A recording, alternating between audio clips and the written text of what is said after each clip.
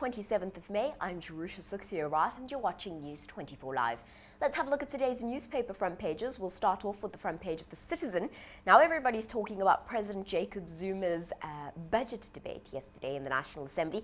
Certainly not because of anything that he said, but because an ANC MP, or rather an ANC Deputy Minister, is accused of mouthing the words, "I will F you up," to DA MPs.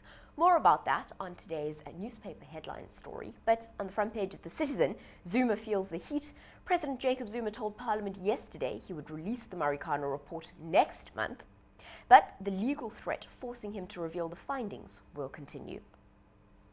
On the front page of The Times, Zuma's good SA story loses plot, jobs, crops and economy shrinking, but President is as upbeat as ever. Moving on to the front page of The Star, bad news for residents. It says electricity tariffs increased by 12.19% and water tariffs are set to rise by 14%. On the front page of Business Day, gloomy outlook for SA as growth plummets, manufacturing and agricultural sectors were the worst performers. On the front page of The Herald, the story certainly that's captivated the nation. It's a horrific story about a husband accused of orchestrating the murder of his wife, Christopher Paniyitu, in the dock for Jade's murder. Here it says, Jade, phones wiped clean. State Defense Counsel lock horns during Paniyitu's bail hearing. If we move on to the front page of the Daily Dispatch, girl dies in power cut tragedy. Light switch explodes after electricity outage.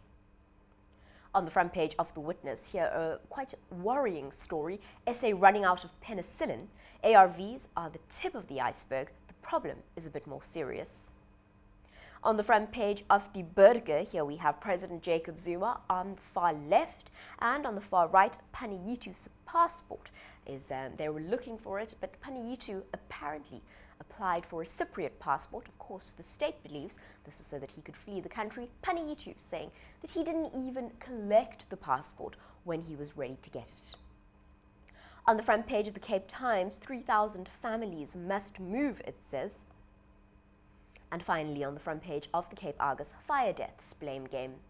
We'll be keeping you updated on these stories and more. Stay tuned to News 24 Live.